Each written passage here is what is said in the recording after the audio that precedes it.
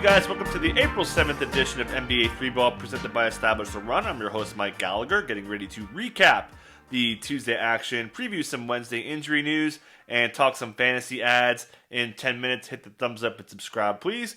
Going to the news first, and we're going with notorious B.I.G. news in Brooklyn. Couple pieces here. Let's start with the bad news. That is James Harden will miss, quote, approximately 10 days, according to the team, after an MRI revealed a hamstring strain. So approximately 10 days, maybe it's less. Highly doubt that. We'll explain why.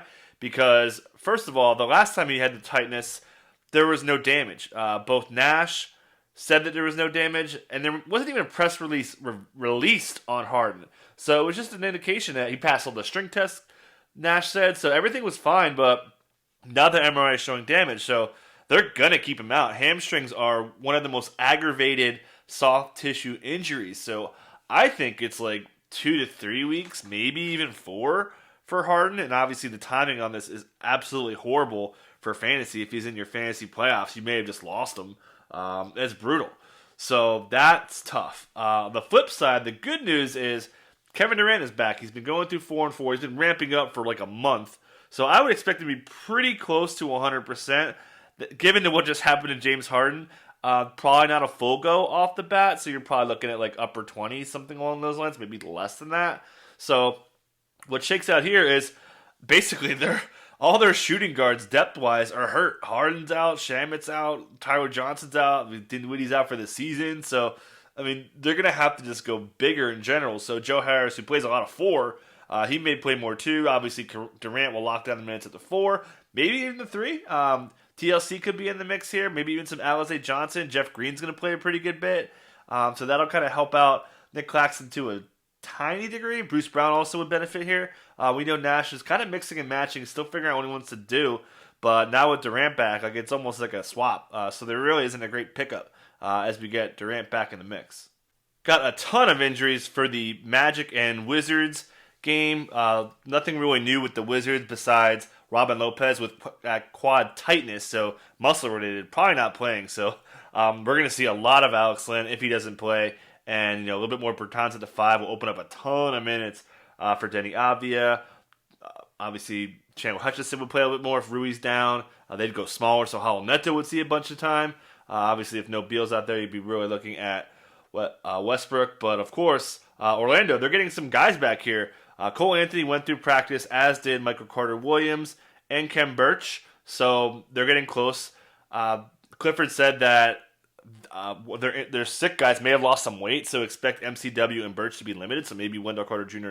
does get the start, and Cole Anthony just makes this guard rotation such a mess, so like RJ Hampton may not even play.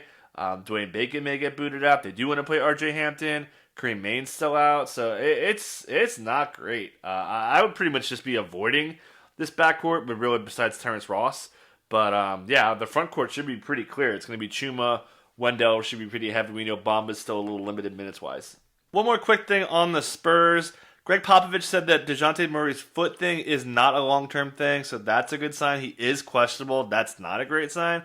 And Pop even said the team was, quote, fried after they got work, so maybe we'll see some rest or something down the stretch. Obviously, they need every game they can get. He didn't say that, by the way, so just to be clear on that one. But hopefully we get Dejounte back. Let's get to the basketball action from Tuesday. Going to lead this off with really the big injury news of the night, and that's Myles Turner hurting his left ankle, spraining it pretty good according to Nate Bjorkgren. Had x-rays, they were negative, so that's good. But, I mean, he's going to miss time. He's had a lot of trouble with this left ankle. Domantas Sabonis did not practice a couple days ago. He might not play. Brogdon has probably a good shot to play. I think it was maybe back-to-back related, so I think he may be back today. But, man, I think Goga probably is going to start against Cat here. They're going to want to put a big body out there. I mean, Jakar Sampson would get eaten alive. So I think just throwing Goga out there, especially given their record, he might as well give it a shot. So it might be Goga day today. Bulls get the win. Shout out to Drew Dinkmeyer for the ill flag plant with Vooch going smash mode.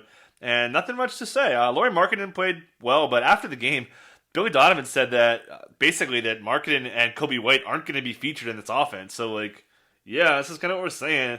And he didn't even really see a boost with Daniel Tice back out there. They went kind of smaller, mixing dudes that way, and played their starters a ton of minutes. So, yeah, not great for Kobe White and Markkanen going forward.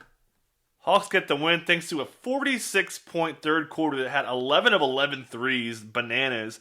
Trey obviously did his thing. Playing through some stuff. We'll keep an eye on him for that back-to-back. Bogdan's been great.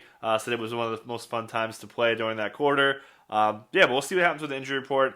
Obviously, John Collins is also further away than Hunter, who's just had a minor procedure. So Collins is likely out for this week for sure. And then maybe beyond that. Pelicans do get Zion back. Looks great. Did have his thumb taped up. Certainly did affect him. Scored 34. Did have an injury in this game. It was Jackson Hayes, who was the backup center. Didn't really see any power forward minutes. They actually used Najee Marshall as really the Josh Hart role. And Isaiah Thomas also made his debut. Looked pretty good. Said he wasn't sore after the game. Didn't need to ice his hip, which has had a ton of issues as well. So we'll see what happens in the back-to-back. Brandon Ingram didn't really sound all that close to playing today. We'll see if that changes back-to-back. Maybe for Lonzo or something along those lines. Lonzo was great, despite not shooting the ball well. But James Johnson, a little bit of a buzzkill because Najee Marshall played so much. But we'll see if Hayes is out. They're definitely going to find some playing time for him. Billy Hernangomez would certainly be on the board, especially in a back-to-back. Sixers beat the Celtics by 10. It wasn't that close. This game was all Sixers pretty much the whole way. Embiid just dominating. 35 points. Took time to run out of the game. Danny Green had a really good start to this game. Tobias Harris a little dinged up. Probably okay. Just he returned, should be fine. Celtics dropped this one again. The Sixers defense was just too good here. Robert Williams fouls out in 14 minutes. Just chalk it up to Embiid. He'll be fine. Should be significantly better today. Also, Kemba Walker is going to rest against the Knicks. So the Knicks, they play slow, but their wing defense isn't all that great. So Tatum and Jalen could have bounce backy good games today. Lakers get the win as Montrezl Harrell gets ejected to keep his minutes down. So Marcus All revenge game kind of looks great in this one. After the game, they said that they are going to basically kick him out of the rotation once Andre Drummond comes back. Sounds like it should be for the next one. So plan on that.